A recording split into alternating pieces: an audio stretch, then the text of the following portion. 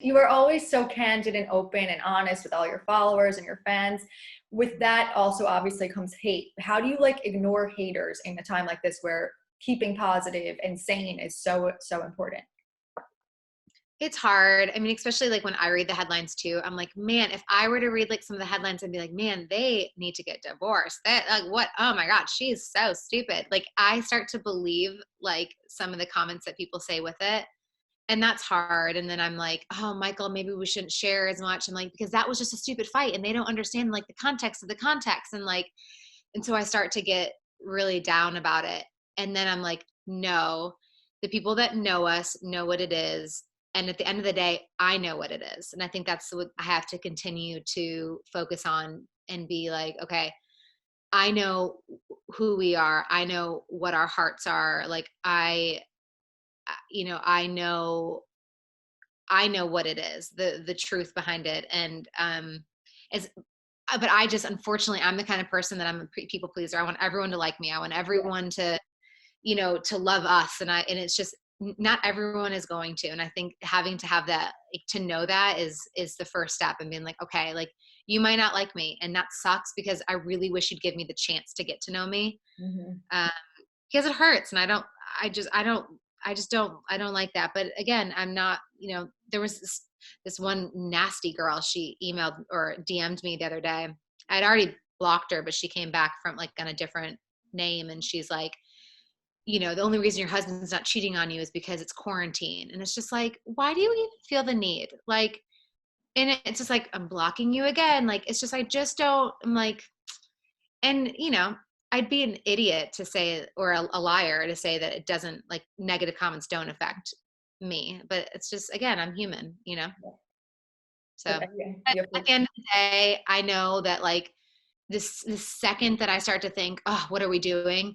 I read a DM that's positive and saying, hey, you really helped our marriage. And I needed somebody because shoot, when I was going through the stuff with Mike, like I wanted to look up to someone. I wanted to look up to a marriage. And that's why, like, you know, I looked up to Pink and her husband because they had gone through stuff. And I'm like, okay, like they fought through whatever they fought through. And like, and it's like, I wanted to be like a beacon of hope for like the next people that had issues. So. Yeah. Yeah, I was going to say, do you think that there are so many people rooting for you guys too, since you've been so admirably open about your whole experience and marriage? Yeah, I definitely think there's a little bit of both. And you know what?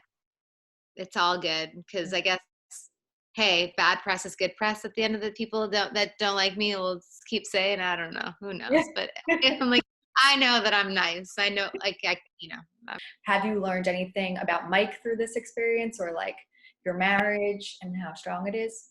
yeah, you know, I think the first week or so of quarantine, we were really testy with each other just because, you know, there's the uncertainties and the stress and the anxiety and the financial, you know, burdens and stuff. And, um, you know, luckily we've done a lot of therapy. So our communication level is really great. But, you know, sometimes no matter how much communication, how much therapy you have, we can still clash. And I think, you know, I've really realized that like with our love, it's like no matter what's going on. I mean, like one of the lyrics in there is like the world is, you know, shaking. It's like, but we're still solid. Like, Mhm. yeah, we might bend a little bit, but we're not gonna break. Like we're gonna get through this and we're gonna be okay. And we're gonna do it together as a family. And I think that's just been like a really cool thing to realize. That's like, okay, we've been through a crap ton of storms, but like this is just one more storm we're going to get through. And I know that like our love is like it can weather it, and it's not going to break even when it's falling apart. Mm-hmm. Definitely. No, it's very important. And I know you joked on your podcast and on Instagram that you guys were arguing over board games or about a shelf, which is like so relatable. What are other things you've learned about each other through like being in like stuck in the house that you've been like, oh, this is something that gets on my nerves. This is something to avoid with him. For sure.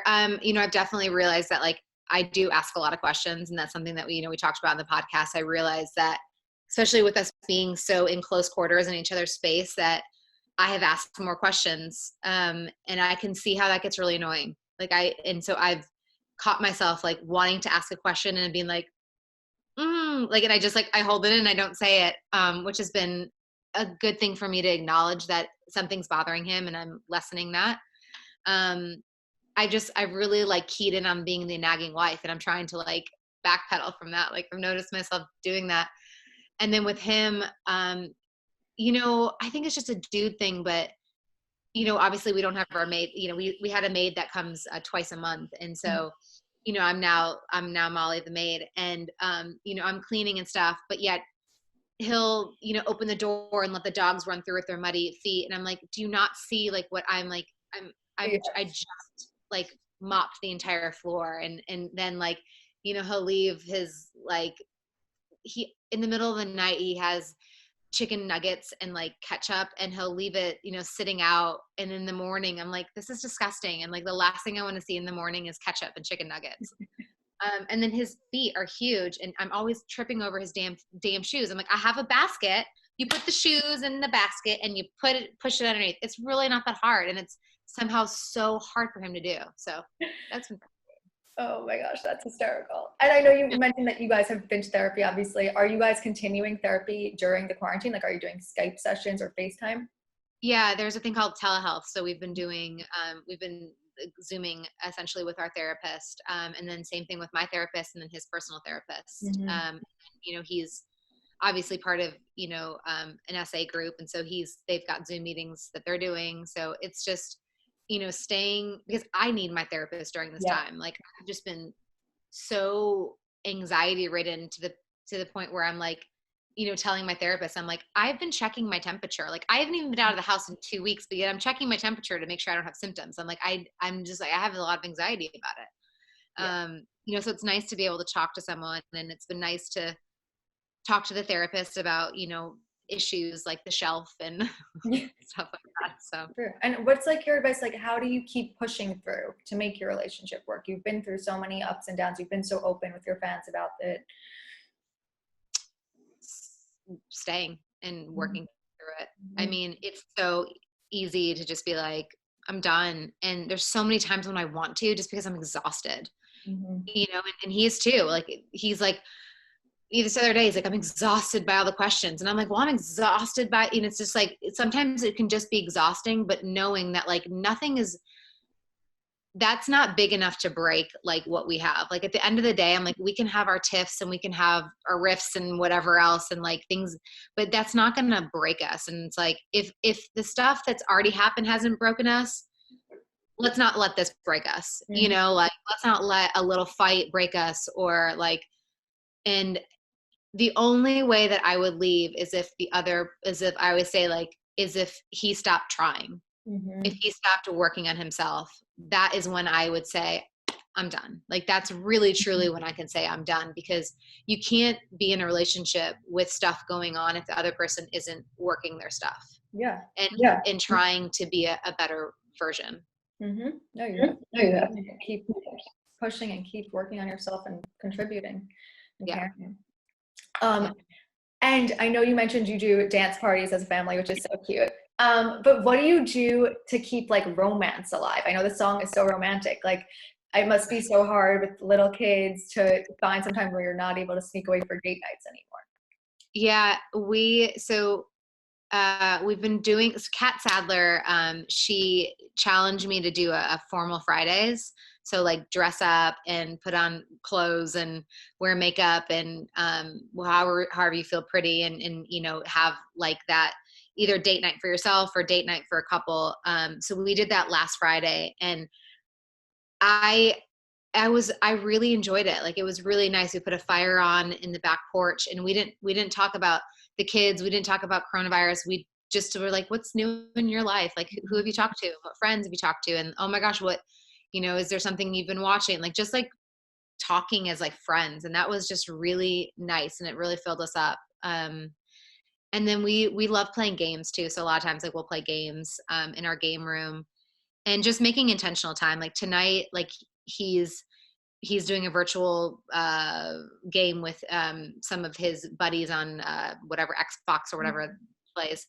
And tonight I'm zooming with my girlfriends from Michigan, and then tomorrow we're then intentional. Like, okay, we've got friend night tonight, but tomorrow night, like it's you and me, let's have a drink on the back patio, or Mhm. let's, play some games, or let's finish Tiger King or whatever. So it's just, you know, being intentional about the time. And I think that's the best thing to do, because even last week I texted him, I was like, hey, feeling a little, not left out, but just feeling a little sad. Like, I feel like you go straight upstairs to the media room. Like, Mhm. can we connect, And he's like, he came down, he's like, oh my gosh, I'm so sorry. I'm like, no, no, no. I was like, I just don't want this to be like a habit where we're just like, okay, bye. And then we don't see each other the rest of the night. So Definitely. And you guys seem like such amazing parents. I know everyone's joking about the Corona baby boom. Do you think you'll be participating in that? he is fixed. It's not happening. I really, really wanted another baby, and we were having serious talks about it a few months ago. Yeah. But I think I just finally came to the realization that I'm done, and it's sad, and I hate it, but it's just, I don't see it in the cards for us. Yeah. So Well, you have two beautiful, healthy, lovely children. So I want more. I'm just like, 37 is approaching really fast, and I'm just like, okay, I just